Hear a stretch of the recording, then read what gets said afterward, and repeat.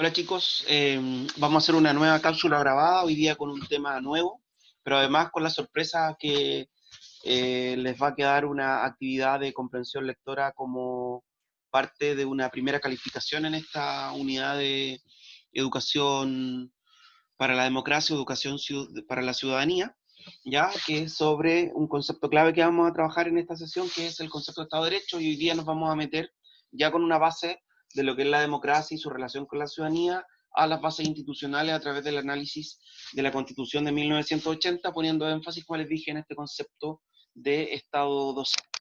¿Ya? Así que les voy a compartir la pantalla para mostrarles el PPT que les preparé.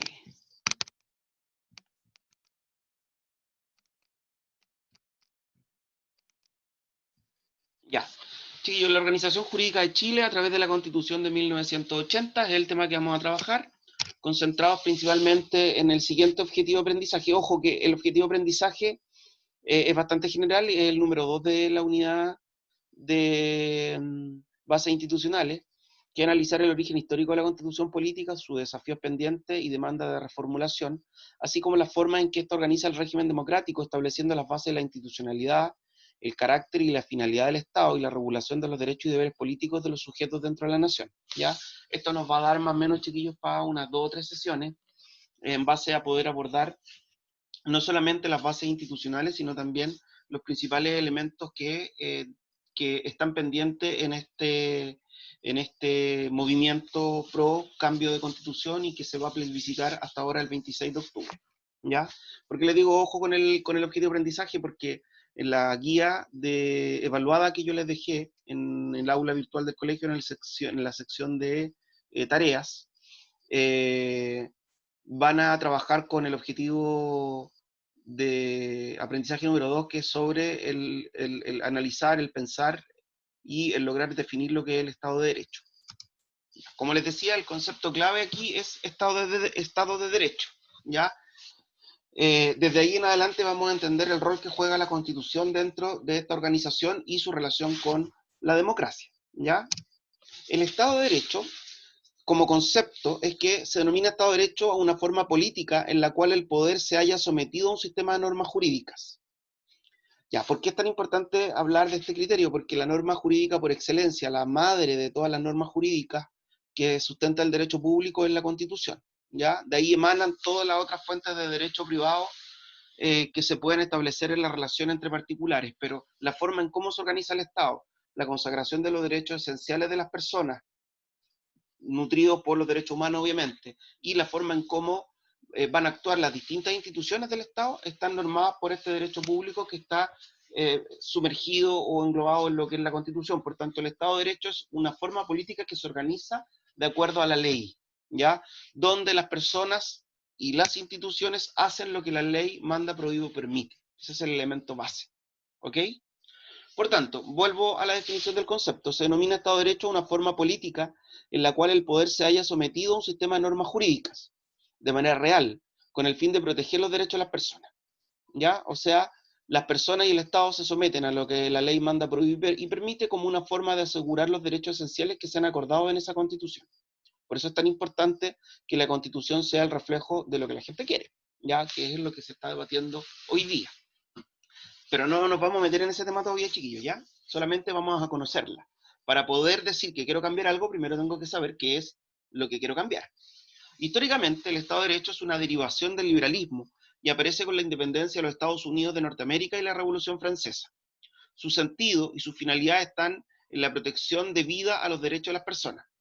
En esta concepción, el Estado de Derecho, la que impera en las constituciones democráticas de Occidente. ¿Ya? Esa es la noción de Estado de Derecho. Este Estado de Derecho, en el fondo, que es el respeto a las normas jurídicas de derecho público y privado, ¿ya? Que emanan mayoritariamente del derecho público de la Constitución y que permiten a las personas asegurar sus derechos esenciales, organizando la forma en cómo funciona el Estado y también cómo nos comportamos en nuestras relaciones civiles, penales, económicas, laborales, las personas, porque eso ya es del ámbito del derecho privado. Ya, algunas aproximaciones conceptuales, porque hay varias formas en cómo yo puedo abordar este concepto del Estado de Derecho, ¿ya? Y yo saqué de un texto tres, ¿ok? En función de lo que ya definimos y cómo vamos a usar conceptualmente el Estado de Derecho. Una primera aproximación a este Estado de Derecho permite entender el Estado de Derecho como un Estado donde se respeta sin condición el derecho vigente, ¿ya? Yo hago lo que la ley dice, ¿ya? Es lo que legalmente corresponde, más allá si yo considero que es justo o no justo. Es lo que la ley manda, prohíbe y permite. Esa es la primera acepción, que está muy relacionada a la forma básica como nosotros la definimos en la, en la ficha anterior. Una segunda aproximación permite entender al Estado de Derecho como una contraposición al Estado de Fuerza, o sea, que se gobierna mediante la ley y no necesariamente mediante la fuerza para que la gente acate las normas. ¿Ok? Y por último, una tercera y última nota distintiva del Estado de Derecho puede resumirse en que este concepto, si bien comparte supuestos institucionales con otros principios constitucionales, obedece una lógica propia y busca la satisfacción de los objetivos distintos a, por ejemplo, el principio de democracia. ¿Qué quiere decir? Y esto lo vamos a analizar porque ahí está lo medular, en esta tercera acepción, está lo medular en el documento que ustedes van a analizar como evaluación, es que el Estado de Derecho puede existir sin necesariamente un sustento de un sistema político de corte democrático, ¿ya? Por lo que implica, en el fondo, que la gente cumpla con las normas que establece la ley, y dentro de esa ley se puede establecer un sistema político no democrático, ¿ya? Por tanto, ojo con esa acepción, porque en ese acercamiento es donde va a estar centrada la actividad que ustedes van a hacer de comprensión de texto que se llama El Estado de Derecho y la Democracia, que es un documento. Ya, el contexto como surge la Constitución de 1980 es en un contexto de dictadura, ¿ya? Donde se intenta plasmar todos los principios políticos, sociales y económicos con que la dictadura militar organiza a Chile después del golpe. ¿Ya? Hablemos de, en materia económica, el neoliberalismo, hablemos de en materia social, el liberalismo, el liberalismo ideológico, y hablemoslo en términos políticos a través de la conservación de ciertos privilegios para los grupos pro régimen militar. Recuerden ustedes que esta dictadura es una dictadura cívico-militar, porque no solamente participan militares, sino que también participan eh, civiles, ¿ya? Es una constitución que se aprueba por plebiscito, de hecho ahí está votando Pinochet en este proceso aprobatorio de la constitución de 1980, fue redactada por una comisión, que es la comisión Ortúzar, ¿ya? Siempre es importante recurrir a la historia para recordar la forma y la intención que tenían esta redacción de las constituciones, ¿ya? Sobre todo en algunos puntos bien álgidos como lo que hoy día se discute con mucha fuerza, que es el tema del rol subsidiario del Estado, ¿ya? Es una constitución hecha en un contexto de dictadura militar que se aprueba por plebiscito, se sustenta en términos formales, aunque no contexto histórico propiamente tal, pero en términos formales en la constitución anterior, que es la de 1925, en la Declaración de los Derechos Humanos posteriores a la Segunda Guerra Mundial y en el derecho internacional vigente a los cuales Chile estaba suscrito a pesar de esa dictadura. Ya ahí se declaran una serie de principios que van a tener vigencia desde 1990 en adelante. Ya acuérdense que estamos en un contexto donde gobierna una junta de gobierno, donde además Pinochet adquiere el título de presidente de la República, pero donde no existe Congreso porque está clausurado, donde están proscritos los partidos políticos y donde no hay procesos electorales más allá de este plebiscito para la aprobación de la Constitución. También es importante, chiquillos, y eso lo vimos el año pasado, es que a esta Constitución se le dejan una serie de elementos de amarre para mantener el statu quo que pretendía establecer la dictadura militar como sistema político, ¿ya? Que incluso perduran hasta varias décadas después del regreso a la democracia. De hecho, las principales reformas a la Constitución de 1980 se dan en el año 2005 y el año 2015, ¿ya? Donde se eliminan, por ejemplo, los senadores vitalicios y designados, donde se eliminan o se restringen las atribuciones del Consejo de Seguridad Nacional, donde se hace una reducción a los años de gobierno del presidente y entre otras cosas. ¿Ok? Por tanto, es una constitución que tiene vigencia, que ha sido reformada el año 2005 y el año 2015, pero que en su sustancia, en su esencia, mantiene la estructura de amarre que tuvieron como ideal la Comisión Ortúzar, ya que fue la que lo dictó. ¿Ya? Por tanto, hay que tener súper presente ese contexto, chiquillos. Nosotros lo vimos el año pasado, como en la última parte de la unidad, y de hecho a principio de año también vimos algunas de esas cosas. ¿Ya? Por tanto, hay que tener ese el contexto, ¿ya?, de esta Constitución. La Constitución está organizada por capítulos, ¿ya? Consta de 14 capítulos más un apartado de consideraciones generales. Parte con la base de la institucionalidad, cómo se organiza el Estado y cuáles son los pilares de esta organización institucional. Después se va a los criterios de nacionalidad y ciudadanía, en el capítulo 2, sobre cómo se adquiere y cómo se pierden ambos conceptos. Después habla de los derechos y deberes constitucionales, que están consagrados principalmente en el artículo 19 de esta Constitución, y después la forma en cómo se van a ordenar las distintas instituciones en sus procedimientos y funciones, como el gobierno, el Congreso, el Poder Judicial, el Tribunal Calificador, la Justicia Electoral, la Contraloría General de la República, las Fuerzas Armadas, el Consejo de Seguridad Nacional, el Banco Central, y la forma en cómo se puede reformar esta Constitución. Nosotros hoy día solamente vamos a trabajar el capítulo 1 sobre las bases de la institucionalidad, ya centrada siempre en esta lógica del concepto clave que es Estado de Derecho, para en una segunda sesión hablar sobre nacionalidad y ciudadanía, y posteriormente en una tercera sesión hablar sobre los derechos y deberes constitucionales que están consagrados en el artículo 19, como les dije, para terminar en una cuarta sesión con la forma y organización de los tres poderes del Estado, el Ejecutivo, el Legislativo y el Judicial. ¿Ya?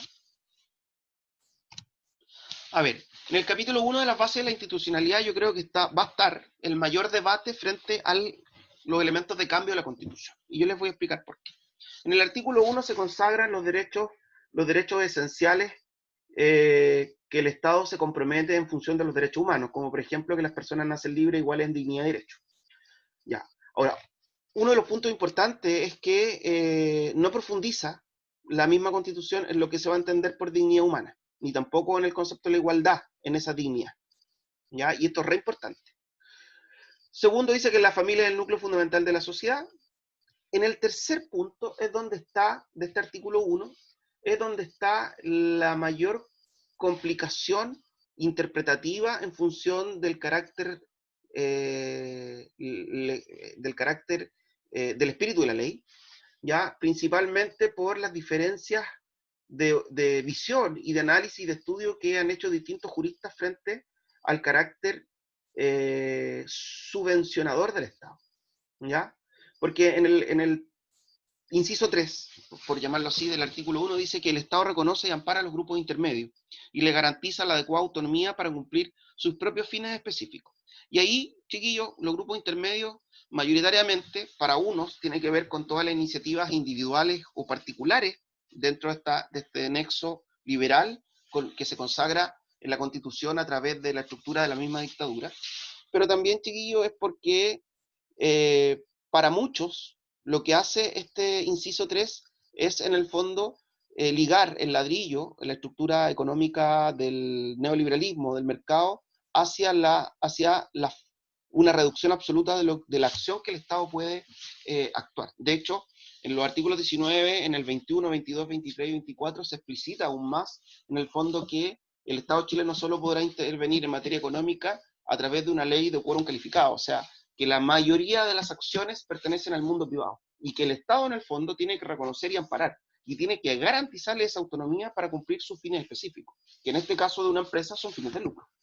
¿Ya? Por eso, y eso es uno de los elementos que los detractores de esta Constitución plantean como fuerza primaria o fuerza primera para decir, por ejemplo, que en este caso de crisis social y de crisis sanitaria y de crisis económica, no es constitucionalmente posible el no pago de los servicios básicos, porque pertenecen en el fondo a servicios de empresas privadas. Por tanto, no puede el Estado interferir en eso, sino que el Estado debe proteger a esos grupos intermedios que son grupos económicos. Y el tercer y cuarto punto tiene que ver con que el Estado está al servicio del bien común. Chiquillos, no voy a profundizar más en esta problemática del rol subvencionador del Estado, si está presente o no está presente, porque en el fondo los detractores o contrarios a esta crítica dicen que no hay nada explícito donde se hable de Estado subsidiario, y eso es real, no se habla. Pero sí, chiquillos, se acota se le da mayor importancia en el escrito de la Constitución a este tema de los grupos intermedios y el rol que el Estado cumple en función de materia económica, porque eso se vuelve a tomar en los artículos 22, 23 y 24. A diferencia de lo que es el Estado, que el Estado está al servicio del bien común, o lo que veíamos en el inciso 1 de que los hombres nacen libres en igualdad de derechos, porque esos son temas que se enuncian, son muy generales, pero no se especifican. En cambio, el inciso 3 sí se especifica, ¿ya? Si hay detalle. Y de hecho, como hay mayor detalle, todos los pronunciamientos de los tribunales de justicia en relación a esto o de la Contraloría General de la República apuntan al reconocimiento de estos grupos intermedios y que el Estado en el fondo tiene que resguardar su éxito, ¿ok? Y no interferir en materia económica, ¿ok? Por tanto, ya. Pero ese es un debate que no vamos a tener hoy día.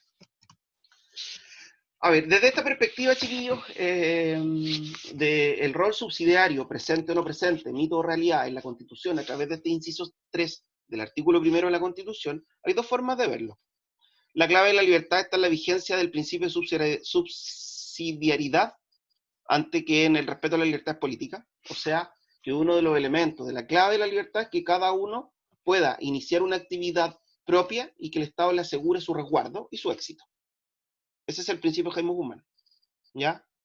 Les digo de inmediatamente, o sea, cuando uno analiza las discusiones de la Comisión Ortúzar, no, este es una idea que está presente, que es una idea de Jaime Guzmán, pero que no tiene mucho asidero ni es muy aceptada por gran parte de los elementos de la Constitución. Ya, de hecho, esta corriente guzmaniana, por llamarla así, de este Estado subsidiario que protege a los grupos intermedios, se va a plasmar más en la práctica del acto propiamente jurídico, de los veredictos de la Contraloría o de los tribunales de justicia, más que en un carácter propiamente vital de lo establecido en la misma Constitución, ¿ya? Y por otro lado, la otra visión, si es que existe esta lógica subsidiaria del Estado desprendida de ese inciso 3 del artículo 1, es lo que en el fondo los prisioneros escribieron en la década del 80-90, ¿ya? Y no fue tan verdad porque esos juegos al final terminaron para otros con laureles y futuro, y dejaron a mis amigos pateando piedras. Únanse al baile de los que sobran, nadie nos va a echar de más, nadie nos va a echar de menos, nadie nos quiso ayudar de verdad. O sea, que en el fondo el Estado, con su rol subsidiario, solamente protege a los privilegiados y deja a la masa general al arbitrio del mercado, ¿ya? Que es un poco lo que pasó con el tema de las cuentas de la luz. No es justo que la gente no pague la luz porque son empresas privadas y son grupos intermedios y el Estado los tiene que definir, pero hay una masa mayoritaria que está sufriendo con 2 dígitos de desempleo y con más de 2 millones de empleos perdidos y con empresas que están tratando de sobrevivir, pero no se les puede dar la prioridad de que no paguen servicios básicos porque el Estado tiene que proteger a este grupo minoritario de empresarios que son los dueños y concentran la producción energética y otros servicios en el país. ¿Ya? Por tanto, ahí tenemos dos visiones. Por un lado, que es importante porque en el fondo asegura la libertad y la libre iniciativa de cada uno frente al desarrollo y progreso individual, y por otro lado, favorece a unos pocos y daña a la mayoría, como lo dicen los prisioneros en su canción. El artículo 2 dice que son emblemas nacionales la bandera, el escudo de armas y el himno nacional, ¿ya? Y eso es un elemento sumamente sencillo. En el artículo 3 dice que el Estado de Chile es unitario, y aquí hay un punto importante. ¿Qué significa que el Estado chileno es unitario? Que rige una ley y una autoridad para todo el territorio nacional. O sea que aquí no hay unidades territoriales autónomas, como podría pasar en un sistema federal, ¿ya? Su territorio se divide en regiones, su administración será funcional y territorialmente descentralizada o desconcentrada en conformidad a la ley. Esos son objetivos ideales. Nosotros sabemos que Chile no está ni descentralizado ni está desconcentrado, ¿ya? Y este proyecto de regionalización es parte también de lo que había hecho como gran reforma la dictadura militar desde 1874 en adelante con la creación de la CONARA, del Consejo Nacional de la Reforma Administrativa, para generar una regionalización a nivel nacional que apuntara a la descentralización, a la desconcentración, porque tenía como ideales incrementar la integración nacional, desarrollar un sistema de seguridad nacional, lograr una descentralización política y administrativa, alcanzar un desarrollo económico y también transferencia de competencias desde la administración central a otras unidades administrativas, y de ahí surgía el concepto de región, provincia y comuna dirigida por un intendente, un gobernador y los alcaldes y el consejo municipal. Conceptualmente, chiquillos, cuando uno habla de descentralización es cuando uno traspasa funciones y recursos desde una autoridad o una institución de mayor jerarquía a una de menor jerarquía. Por ejemplo, la municipalización de la educación que se llevó a cabo durante la dictadura militar, que pasó del Ministerio de Educación hacia las municipalidades. Ministerios, municipalidades. Jerárquicamente, una es superior a otra. Y eso hablamos de descentralización. Y cuando hablamos de desconcentración es cuando entre instituciones de una misma jerarquía se traspasan funciones para desconcentrar la carga de trabajo o de atribuciones que tiene una por sobre la otra. Por ejemplo, cuando las fuerzas de orden pasan del Ministerio de Defensa al Ministerio del Interior o viceversa. El artículo 4 dice que Chile es una república democrática, ¿ya? Y estos son los principios básicos que nosotros hemos ido estudiando. República porque hay división del poder del Estado, hay autonomía y autorregulación, funcionamiento en conjunto, colegislativo entre esos poderes del Estado. Y la democracia porque la forma de gobierno está basada en la voluntad del pueblo a través de la soberanía popular, hay un orden jurídico que está sustentado en un Estado de Derecho, y se garantiza la participación de los derechos individuales concentrados mayoritariamente, individuales y civiles, concentrados mayoritariamente en lo que son los derechos humanos.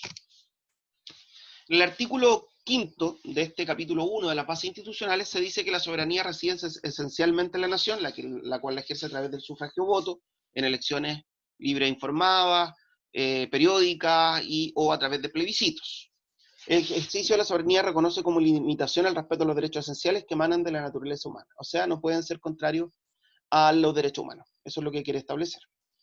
En el artículo 6 dice que los órganos del Estado deben someter su acción a la Constitución y las normas dictadas conforme a ella, o sea, asegura el principio de Estado de Derecho. En el artículo 7, los órganos del Estado actúan válidamente previa investidura de sus integrantes, o sea, que el presidente de la República puede tomar decisiones no desde el momento en que es electo, sino desde el momento en que se produce el cambio de mando, ¿ya? Y eso también tiene que ver con el ordenamiento institucional del Estado de Derecho. ¿Ok? Es como en los equipos de fútbol cuando a un entrenador le va mal y resulta que ya contratan a otro, y el otro, aunque todavía no sume y está dirigiendo al otro, comienza a tomar decisiones, ya eso no es respetar el Estado de Derecho porque todavía no ha tenido la investidura para asumir el cargo. En el artículo 8 está derogado, y en el artículo 9 dice que el terrorismo, en cualquiera de sus formas, es por esencia contrario a los derechos humanos y genera toda una instancia de lo que sucede con aquellos actos que sean considerados terroristas en relación a la participación de personas y el ordenamiento jurídico. ¿Qué vamos a estudiar la próxima clase, chiquillos? Vamos a meternos en nacionalidad y ciudadanía, ¿ya? Y ahí ustedes van a tener que utilizar una constitución, ojalá cuya fecha de publicación sea posterior al 2015 por el tema de la reforma, y van a tener que ir registrando en un cuadro de doble entrada cuáles son los criterios de cómo se adquiere la nacionalidad y cuáles son los criterios de cómo se adquiere la ciudadanía y cuáles son los elementos de por qué se pierde la nacionalidad y de por qué se pierde la ciudadanía, ¿ya? Recuerden, chiquillos, que la actividad de esta semana que yo les dejé en la aula virtual es una actividad que está evaluada, tiene una pauta de evaluación por cada una de las preguntas, léanla antes de responder, hagan un buen trabajo para tener la calificación de este curso. Que estén bien, chicos, hasta luego.